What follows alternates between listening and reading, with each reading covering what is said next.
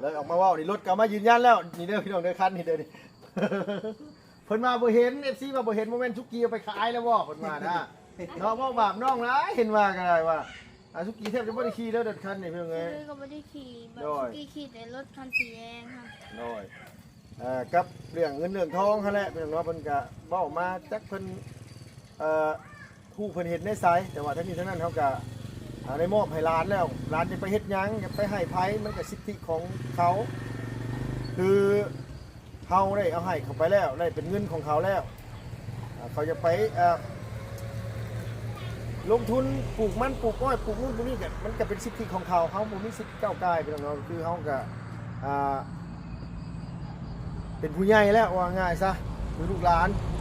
สมมติว่าเขาไม่ซื้อมันบ่มีประโยชน์หยังเพื่อจะไปที่นั่นที่นี่ก็บ่ผิดบ่แปลกหยังพี่น้องเพราะว่าลูกหลานยังสิได้เรียนต่ออีกหลายปีอยู่เนาะเขาก็ยังเข้าใจทั้งนั้นแหละว่าก็เชื่อที่ไหนคิดจะได้พูดถึงคิดจะได้ว่าเข้าตาเพิ่นเพราะว่าเป็นให้กูมีไทยดินเฮากะเฮ็ดส่วนเฮ็ดมันนำกันเฮ็ดอย่างเฮ็ดปลูกข้าวนำกันคือเก่าอันแหละเขาก็ต้องใส่นำกันเพราะว่าข้าวเขาก็ต้องกินข้าวกันเพราะว่าเขาเลี้ยงเขามาเป็นใหญ่ขนาดนี้เอาเขาเด้เพราะว่าเขาก็ต้องซื้อข้าวกันเขามีเงินเด็ก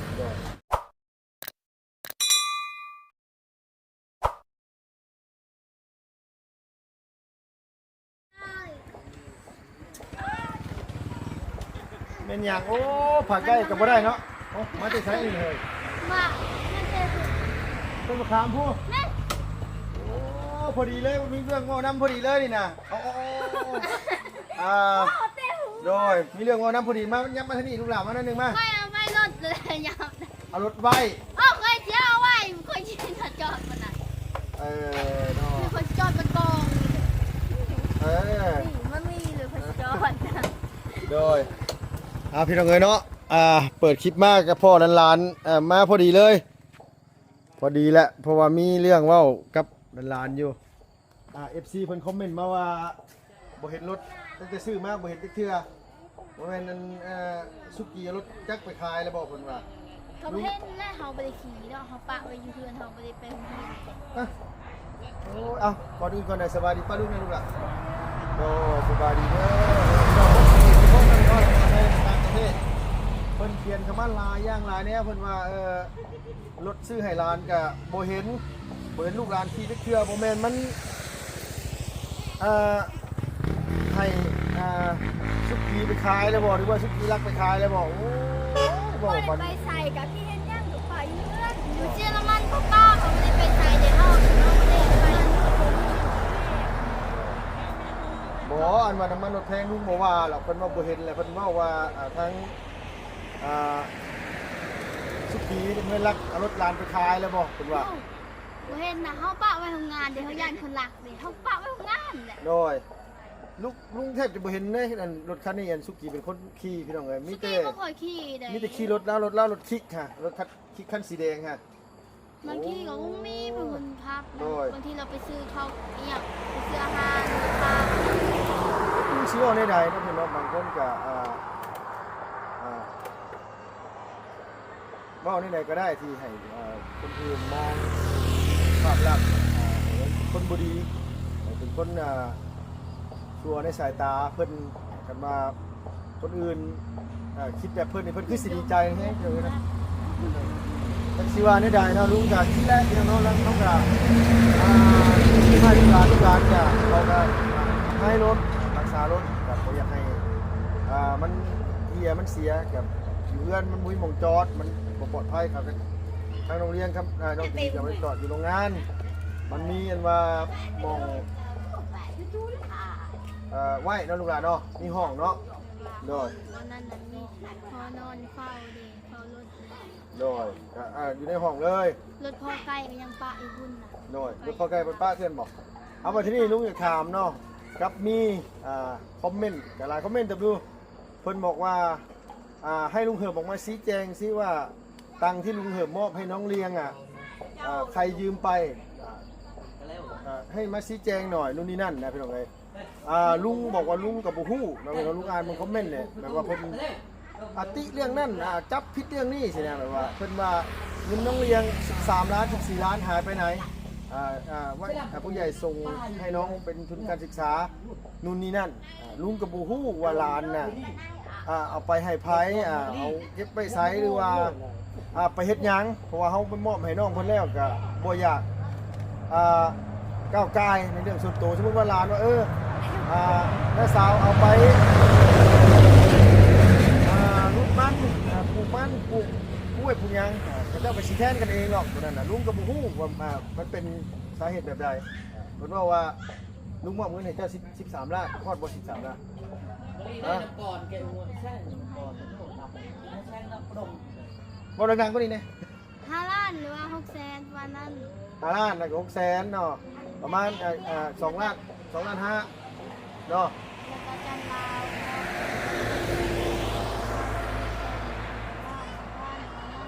โดย และแบบว่าเก็บไว้ในกระปุกให้นาสาวยืนนาสาวสูงแล้ว สักก็มีคืนจะแล้วเนาะ ด้วย ว่าง่ายว่า ตัดรอบ ลุงกับบ่ฮู้นะพี่น้องว่าเพิ่นฮู้ว่าน้องเลี้ยงนี่มีเงินเท่านั้นเท่านี้นะเฮาก็บ่ฮู้ว่าเพิ่นว่าเพิ่นมาคอมเมนต์ในช่องลุงนั่นแหละว่าเพิ่นก็มาคอมเมนต์เพิ่นก็เอาเว้าในทางที่มันบ่ค่อยดีปานใดน่ะยกตัวอย่างก็ว่าบ่เห็นรถก็ว่าทางน้องชุกี้เอาไปขายได้แบบว่าเฮาก็บ่อยากให้เว้าแบบนั้นเพราะว่าคือลูกหลานเขาก็รักษาเรื่องรถเรื่องล่างเขาก็ไว้ขี่ไปโรงเรียนปีนี้ก็สิขึ้นม.ได้ไปเรียนไกลๆเนาะทางเพิ่นก็เข้ามาคอมเมนต์ทุกคลิปเลยเจ้าเห็นบ่ไอ้ที่ดู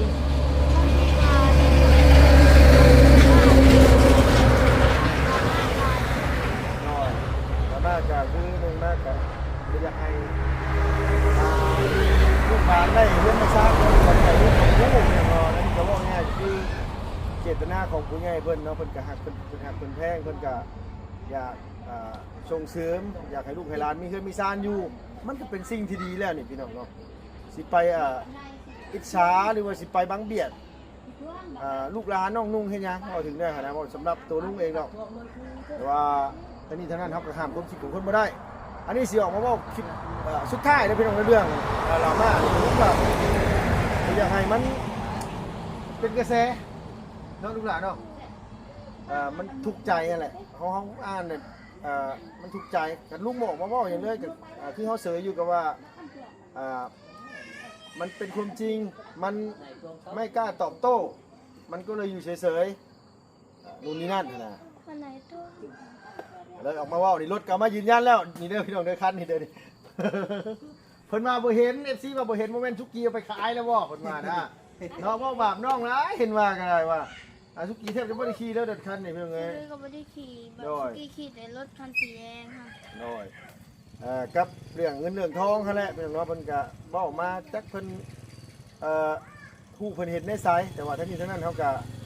ได้มอบให้ร้านแล้วร้านจะไปเฮ็ดหยังจะไปให้ไผมันก็สิทธิของเขาคือเขาได้เอาให้เขาไปแล้วได้เป็นเงินของเขาแล้วเขาจะไปลงทุนปลูกมันปลูกอ้อยปลูกนู่นปลูกนี่ก็มันก็เป็นสิทธิของเขาบ่มีสิทธิ์ก้าวไก่ไปเนาะคือเขาก็เป็นผู้ใหญ่แล้วว่าง่ายซะคือลูกหลานสมมติว่าเขาไม่ซื้อมันจะไม่ได้ประโยชน์ยังเพื่อจะไปที่นั่นที่นี่มันบุกพิษบุกแปลกยังเป็นไงเพราะว่าลูกหลานยังสีได้เฮียนต่ออีกหลายปีอยู่เนาะเขาก็ยังเข้าใจทั้งนั้นแหละว่าก็เชื่อที่ไหนคิดอะไรก็ถึงคิดอะไรก็เข้าตาเพิ่น เพราะว่าเป็นให้กูมีไทยดินเฮากะเฮ็ดส่วนเฮ็ดมันนำกันเฮ็ดอย่างเฮ็ดปลูกข้าวนำกันคือเก่าอันแหละเขาก็ต้องใส่นำกัน เพราะว่าข้าวเขาก็ต้องกินข้าวกัน เพราะว่าเขาเลี้ยงเขามาเป็นนายกันเอาเขาเด้เพราะว่าเขาก็ต้องซื้อข้าวกันเขามีเงินเด็ก ง่ายๆก็คือแม่สาวยืมไปกับคืนแล้วเป็นไงเป็นไงลุงออกมาชี้แจงมันมาเรื่องเงินเรื่องรถออกมาชี้แจงมันกระจ่างว่ามันไปไซมันหายไปยืมแน่พอดีไปยืมเจ้าหรือก็บ่มีเนาะเขาก็ อยากเอิ้นมาถามเงินว่ามันบ่สบายใจมันเห็นคอมเมนต์แหละมันบ่สบายใจเขาก็อยากให้มันกระจ่างว่าเขาบ่ได้เฮ็ดหยังผิดก็สิแหละเนี่ยรถเอาไว้โรงงานบ่เห็นก็เพิ่นก็จะผิดว่าน้องนุ่งเอาไปขายตั้งเฮือนหลังใหญ่ก็ผิดหยังก็ผิดจักสิว่าแนวใดผู้เพิ่นมักผู้เพิ่นอันนี้เพิ่นก็ให้เบิ่งเป็นตัวอย่างจังซี่เนาะก็ลุงก็บ่แม่นว่านี่ดอกพี่น้องลุงบ่จำเป็นต้องเอาไปเป็นตัวอย่างว่าลุงก็เป็นตัวอย่างตัวเองอยู่แล้วเพราะว่าเฮาก็เคยเฮ็ดคือกันบ้านเป็นลังก็เคยผ่านมาคือกันลังงบประมาณ100,000 กว่าบาทก็เคยเฮ็ดลังละ200,000 กว่าบาทเฮาก็เคยเฮ็ดลังละ600,000 บาทลูกยังเคยเฮ็ดพี่น้องเนาะเงินนกปูปลาครับแต่ยังเคยผ่านมาเบิดแหละเฮาก็ว่าถึงว่ามันเป็นจุดประสงค์ของผู้ใหญ่เพิ่นก็คือเพิ่นให้เฮ็ดสำนี้เฮาก็เฮ็ดสำนี้เนาะลูกหลานเนาะเพิ่นให้เฮ็ดสำนั้นเฮาก็เฮ็ดสำนั้นมันก็สิมาโทษลุงก็บ่ถูกทั้งเบิดบางเทื่อเนาะเฮาปฏิเสธว่ามันเฮ็ดบ่ได้แล้วผู้ใหญ่เอ้ยว่ามันเท่านั้นเท่านี้เพิ่นก็ว่าเฮาบ่เชื่อความเพิ่นบ่ฟังเพิ่นก็ไปให้คนอื่นเฮ็ดเวียกให้มันก็เสียโอกาสเฮาก็เฮ็ดเวียกอันนี้ก็คือเฮาก็ต้องมีการมีงานเฮ็ดมอบหมายอยู่แล้วว่าง่ายๆซะเอาก็ต้องตามใจเพิ่นเนาะบางเทื่อก็ถูกใจเพิ่นแต่มันคัดใจตัวก็มีบางเทื่อก็เฮาก็คิดอยู่บางเทื่อคือว่าหลังใหญ่แท้เพิ่นจุดประสงค์ของเพิ่นเฮาก็ต้องตามเพิ่นอันนี้ก็อยากให้ว่าคลิปสุดท้ายเลยพี่น้องเอ้ยนะใครอยากดราม่าอีหยังก็แล้วแต่บัดนี้ลุงบ่เก็บไว้ใส่ใจแล้วเพราะว่าคือเพิ่นอยากฮู้ว่าเรื่องเงินล้านแล้วก็เรื่องรถล้านแล้วก็เรื่องอื่นๆเนาะที่เพิ่นสงสัยนั่นแหละเขากับประหยัดนี่แหละ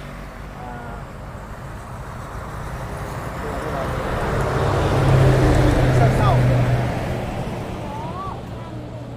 ฟังลุงว้าวอันนี้เนี่ยสบายอยู่อันนี้นะอ่านหนังสือบ่ออกเลยครับบ่คิดยังบ่ซีเรียสปานใดอันนี้เนี่ยอ่านหนังสือออกอะไรนะก็เครียดอยู่นะลูกเนาะน้อยคือก็มีนี่แล้วอ่านหนังสือบ่ได้แล้วก็บ่เครียด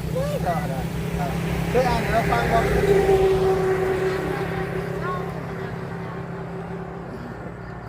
ก็คือมันก็คือลุงก็เบิ่งตลอดนะแต่ว่าลุงเลือกที่สิเซยไว้ซื่อแต่บัดนี้มันลามไปเบิดสู่ช่องนะทางทีมงานเฮาเขียนไปหาเบิดสู่ช่องนะแบบว่าเฮารู้สึกว่ามันก้าวไกลแบบว่าเว้าใส่ร้ายในทางที่มันบ่ดีใส่ตัวเฮาก็ต้องออกมาปกป้องตัวเองอันนี้ก็อย่างว่าเว้าคิดท้ายแหละพี่น้องเพิ่นก็เห็นในทุกเมื่อทั้งมวลนี่แหละกะนี่แหละคือพี่คือน้องเห็นนี่แหละเนาะกับจุดประสงค์ของผู้ใหญ่เพิ่นก็อยากเฮ็ดเรือนให้หลานให้ทางสาวกงมีทั้งหน้าสาวทั้งลูกทั้งหลานเพิ่นแล้วมันก็บ่ได้ผิดหยังนี่พี่น้องมันเป็นสิ่งที่ดีเนาะจะดีเนาะดีป่ะลูกล่ะในเรือนหลังงามนี่ดีป่ะดีเนาะฮั่นคันชูว่าทีมงานมาขอมาผู้ใหญ่เพิ่นบ่เลือกที่สิซอยลูกหลานก็อยู่แบบนั้นฝนตกฟ้าห้องมากก็แค่ตรงนี้หมองนี้หมองต้นอันนี้คือเฮ็ดเรือนให้ซ่านเนี่ยแล้วเป็นหลังแล้วเนาะที่เหลือคือจะดีนี่ก็เรื่องสิใหญ่เป็นสาวคือมีหน้าที่เรียนหนังสือแม่ก็หากับข้าวกับน้ำเนี่ยอยู่ได้กินมาดูแลลูกเต้ามันก็เรื่องคือเรื่องซ่านก็บ่ได้คิดแล้วว่าฝนตกฟ้าห้องมาสิอยู่แบบใดสิกินจังไดสินอนจังไดมันก็เป็นสิ่งที่ดีแล้วเนาะพี่น้องสำหรับลุงเนาะแต่ว่าคนอื่นสิคิดได้ไงก็ตามแต่ทั้งนี้ทั้งนั้นก็แสดงความดีใจนะเนาะเพิ่นมาแจ้งมีเท่าไหร่แล้วงบประมาณ31 ล้านรวมทั้งของมาเพิ่ง31 ล้าน9แสนรวมทั้งของมาเพิ่งมี30ป้ายประมาณ32ล้านซะเนาะตีวงกลมซะประมาณ30ปลายล้าน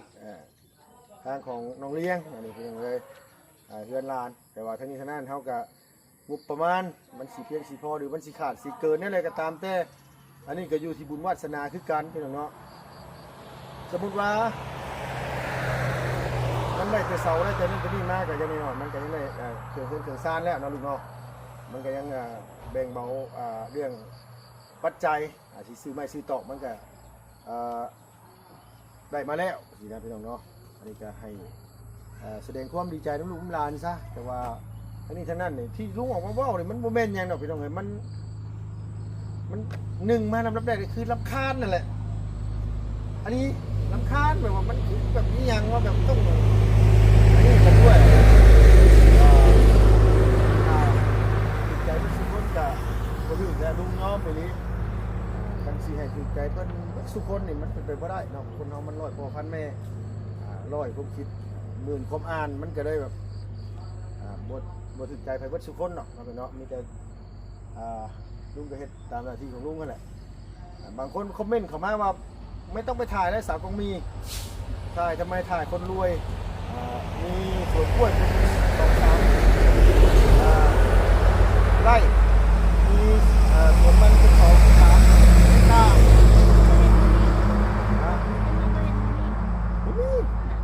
เขาต้องเฮ็ดเขาต้องมีเนาะ ก็บ่ง่ายกันเฮาบ่เฮ็ดเฮาก็บ่มีคือหลานถามไว้กันบ่เฮ็ดกับมีบ่กับบ่มีก็ต้องเฮ็ดก็ต้องลิ้นรสนะลูกหลานเนาะ แม่น เพื่อหยังเพื่อมีอยู่มีกินนั่นแหละพี่น้องเนาะ ที่ลุงเห็นเขาบ่ได้เฮ็ดแบบว่าเพื่อนลังน้อยนะเขาบ่ได้เฮ็ดเขาก็บ่เห็นบ่ เนาะแต่ว่าง่ายๆก็คือสิแหละมีแต่ว่าให้เข้าใจน้ำกันนะพี่น้องก็นี่กับสิว่าคลิปนี้คลิปสุดท้ายซะเพิ่นก็สิเขียนมาติมาได้ไหนก็ตามแต่เนาะเฮาก็ระมัดระวังเรื่องนี่แหละพี่น้องคือเพิ่นมองเฮาบ่ดีจังได๋ก็เบิ่งบ่ดีแล้วจังคือใกล้ลูกใกล้หลานสิสมมุติคิดจะเว้าสิเรียนบางเรื่องไม่ได้นั่นแต่ว่าเฮาก็ห้ามความคิดเพิ่นบ่ได้ดอก โอ้ยอยู่ในซองใช่ว่าเหรอผู้ใช้หมวกสกุลตุนน่ะแล้วว่าจะไปแล้วว่านางเรียนนี้เอาซอง YouTube ตัวเองน่ะไปด่า FC หมดคน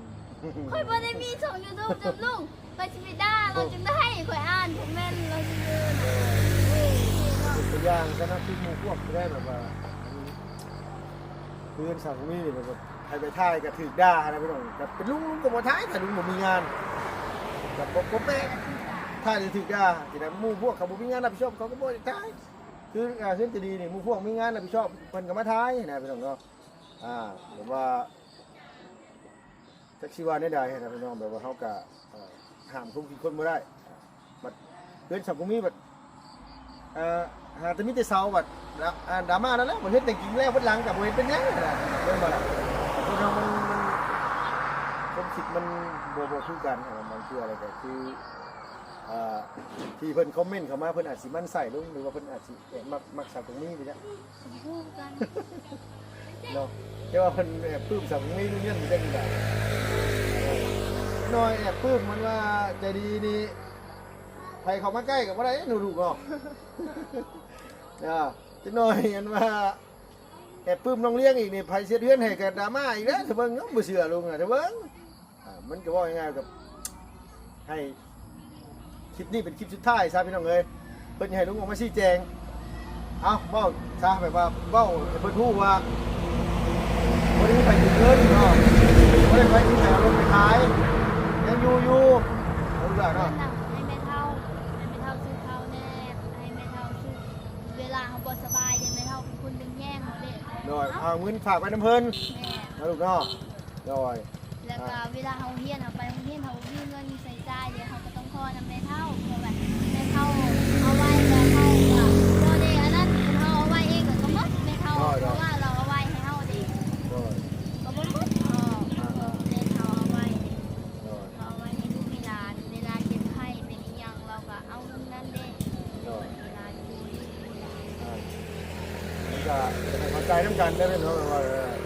ลุงแบบมาสะอึกคำหนึ่งเถอะที่ว่าเพิ่นบอกว่าบ่เห็นรถแล้วสงสัยสุกี้ลักรถหลานไปขายเล่นไปเที่ยวอย่างเงี้ยเนาะเอากับ ไปเห็นคลิปนี้คือเสียใจแล้วว่าเฮ้ยเขาจับกองให้ลุงเพิ่มเขาก็ได้จับอีหยังเห็นเขาก็ได้แล้วว่า แบบว่าคือแบบว่าคือ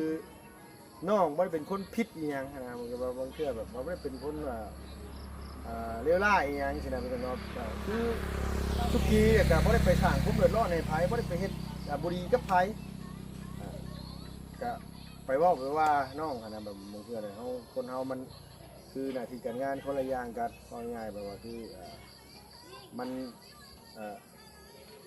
อยู่พี่บ่มีการมีงานก็คือเขาต้องเข้าใจว่าน้องเขาของงานก็เวียกงานอย่างอื่นก็มันบ่มีเฮ็ดเนาะลูกหลานเนาะคือเช็ดห้วยสวนก็สมมุติว่าคือเขาไอ้ดีพอลุงเลี้ยงมาเนี่ยก็คือน้องก็ต้องเฝ้าของงานก็เป็นวัยรุ่นไผก็ผ่านมาคือกันเบิดทุกคนนั่นแหละเนาะพี่น้องเนาะว่าง่ายๆซะไผก็ผ่านมาเบิดแหละอายุ17 18บ่มีไผนี่หรอก เห็นเฮาเฝ้านะชุกี้กับเราไปตัดกล้วยหรือว่าไปอย่างไปขุดไปเชียร์งานมันบางทีเราก็เสียกัน เนาะ เข็นตัดงามเขาตัดอันนั้นน้ำมันเราก็ตัดงามเขาเห็ดอย่างเราก็เฮ็ด บ่มีไผหรอกว่าสินี่ขี้ข้านปานนั้นนะเพิ่นว่าบางคนก็ว่าคือคันว่าเพิ่นบ่มักเฮาเพิ่นก็มองเฮาบ่ดีเบิดแหละลูกหลานแม่นบ่ล่ะคือลุงนี่เจ้าว่าลุงบ่ดีบ่ลุงแต่เพิ่นคิดว่าลุงบ่ดีเพิ่นก็ว่าลุงบ่ดีแม่นบ่เราคือเฮาเนาะแบบว่าเฮาก็อยากให้เพิ่นฮักเพิ่นแพงเฮาก็มาไกลบ้านไกลเมืองพี่น้องเฮาก็สร้างมันไม่ตีไว้เรื่องการเป็นอยู่หรือว่าเป็นปะสมาคมกันเฮาก็ว่าง่ายๆก็ให้มันสบายใจเพิ่นสบายใจโตเนาะแต่เป็นว่าสิมาบังเบียดกันหรือว่าสิบังทำร้ายกันตกต่ำนี่แต่มาสดมาซอยให้ลูกให้หลานให้น้องให้ลุงชีวิตดีขึ้นยกตัวอย่างใช่แบบคือทางทีมงานมาท่านที่เข้ามาตะกี้คือของมีเราก็ไปเสียหญ้ามาตั้งแต่น้อย คุณใจโดนเราเชียร์งานเราจนตกเรากำลังเสียจนซ้ำนี่เราเมื่อย เนาะ แต่ช่วงนี้เขาไม่ได้เสียกันได้เพราะว่างานมันก็ไม่ค่อยเป็นเท่าไหร่ โดยกับน้องก็บอกว่าเรื่องเสียหญ้านี่เขาเฮ็ดมาตลอดแบบบางเทื่อมีกฎเกณฑ์เป็นชั้นเป็นซอยเป็นให้เสียหญ้าเพราะไงว่าไปเสียเองก็ได้อยู่แต่จุดประสงค์เขาเรียกว่าเป็นจ้างเสียหญ้าแล้วก็เป็นเบาภาระตัวเองแล้วก็จ้างคนไปเสียหญ้าให้กับพิษอีกว่าคงมีขี้ข้านลงจังซั่นจังซี่ก็บ่แม่นว่าขี้ข้านดอกจะเชื่อได้ใดดอก เวลาเขาพักเรียนนะเขาก็เสียงานนั่นเขาไปรับจ้างลูกมันก้นมันเขานะแต่ว่าได้มือ100,000 200,000นะเขาก็ดีใจแล้ว ไปลูกหลานไปมาบ่บุญเนี่ยมาบ่บุญครับอันนี้ไปเอาสบายดีป้าลุงกันไปโดยมายืนอยู่กับบริวารอย่างเนาะไม่ชื่อต่อตะโกนี่โอ้บ่แม่นต่อไม่เสือกผู้จักว่าต่อตะโกผู้จักต่อตะโกว่ะหมายความว่าน้องเพิ่น เรียนยัง บ่ฮู้ได้สิเจ้าบ่ฮู้ได้ต่อตะโกที่เจ้าบ่ฮู้แล้วต่อตะโกนี่คือมากตะโกอ่ะตำมันฟาดเวลาเขาตัดมันน่ะก็เขาไปสุกไฟใส่มันก็ดำ ตอยังกระดำเมื่อเลยลูกหลานกันสุกไฟใส่แล้วมันก็ดำหมดตออะไรโอ้ยง่ายซะแต่คำท่องจองกันสิหรอกคนไทยเขาดำปันตอตะโกดำปันตอตะโกคืออีลาเนี่ยเขาไปนี่เขาก็บอกว่าดำปันตอตะโกเขาชิว่าแล้วคนดำเขาชี้เทียบแบบนั้นโน่นมันจะประมาณนั่นแหละพี่น้องเนาะนี่จะให้เป็นจะดีให้พี่น้องอันว่านี่แหละใช้เมจะดีพาขึ้นไปเบิ่งในหน้าเฮือนน่ะน้าลูกหลานเนาะเอาสบายดีป้าลุงไงลูก